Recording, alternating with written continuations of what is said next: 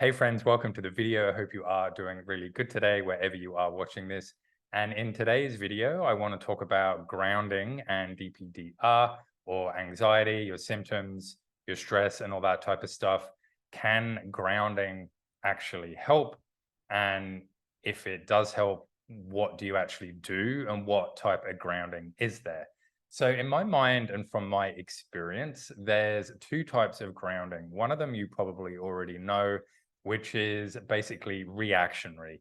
So that is when maybe you're having, maybe your breath is getting faster, or you feel yourself maybe a panic attack coming on, or you're feeling a little bit uneasy, and so you want to ground yourself. You want to sort of get back to that space where you're more present, and so you might do things like, slowly count backwards from 10 to 1. You might look around in your environment and sort of say specifically what you're looking at. You might, with your skin, you might say like what specifically you can feel on your body, such as the breeze or sunshine, or anything like that. Basically anything to almost like get you out of your head and to get back to that state of being present. And when you are present, then that is obviously going to make you feel a little bit more calmer, and so therefore you're going to feel a bit better. So there is that type of grounding, which is certainly the most common type. Um, but I call that reactionary. And the reason I call it reactionary is because it's a reaction to something which is happening to you. So if you are panicking, or you are feeling lightness of breath, or whatever it is, you're going to react to that by doing grounding. Now, there's another type of grounding too, which is what I call being proactive grounding. And this mainly is about what is going on in your mind, regardless of actually what you're thinking. And you can actually do this while you're not actually having particularly strong symptoms, or you're perhaps even feeling good. You can do this. And really, what this is about, it's about like grounding your life, so to speak, grounding your future plans, grounding what you want to do, grounding your way out of this. And the reason that's so important too is because if you do have things like, racing thoughts or intrusive thoughts, or just generally if you're feeling anxious anyway, then your mind is going to race, and it is going to probably go to the worst. You're probably thinking, oh, I'm going to have this forever. I'm never going to be the same. I'm never going to be able to feel again, or I'm never going to be able to have that concentration I used to have, or whatever it is that you're experiencing. And this is actually a lot more effective and a lot better, in my opinion, than reactive grounding. And the reason that is because it's proactive. So the whole point of doing this is so it's going to help you relieve the symptoms, and to sort of get your mind back to that calm, smooth, non-stressed and non-anxious state. And so it means you're moving forward a lot better than if you're being reactive. And the thing what happens, right, is that when you're going through something, whether it's DPDR, anxiety or stress, or an exam or a job interview, or whatever it is, your mind is very, very much focused on the moment, isn't it? Like right now, you're focusing on probably how bad everything is. You're probably focusing on, you don't want to be like this. You want things to change. You want things to get back to how you were before all this started. And that's totally reasonable. I get it. That is very natural and normal to think that. Now, the only problem with that is that that sort of has, like a bit of a I wish mentality. You know, I wish I could do this. I wish I could be here. And look, to be frank, you can wish all you want, but that's not actually going to change anything. You've got to work to get out of this. You've got to put in the effort. You've got to change the mindset.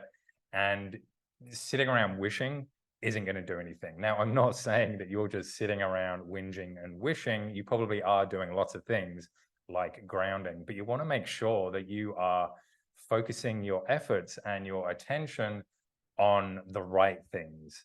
And so the reason the reactionary grounding might not necessarily be as effective is because it's doing a couple of things, right? It's not actually helping you figure out what's wrong.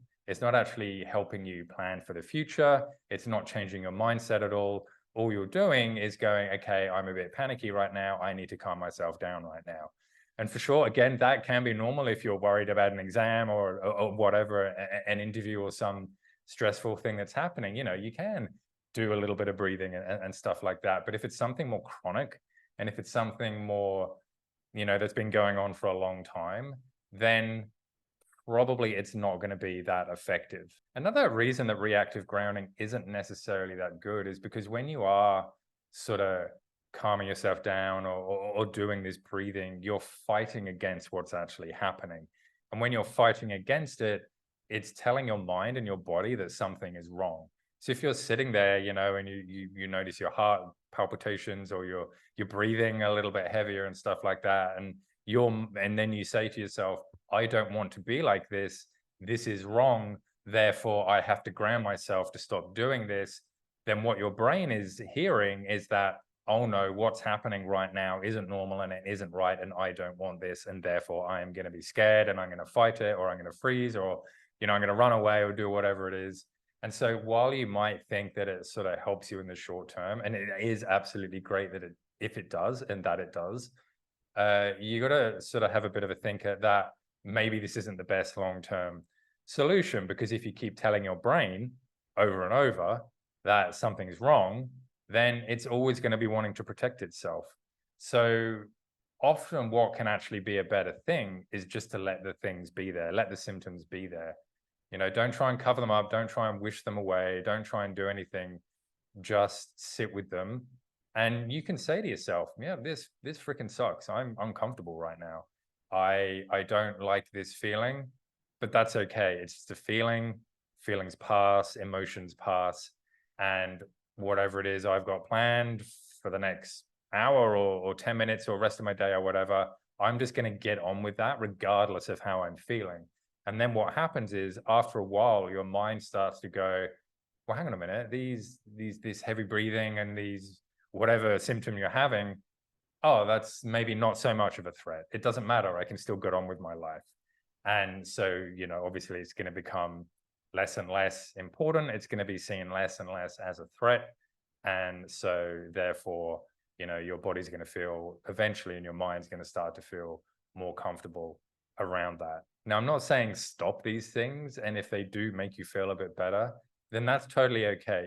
Keep doing them. But what I want you to consider, sort of adding this extra thing to your repertoire, sort of slowly phasing out the reactive grounding and phase in the proactive grounding.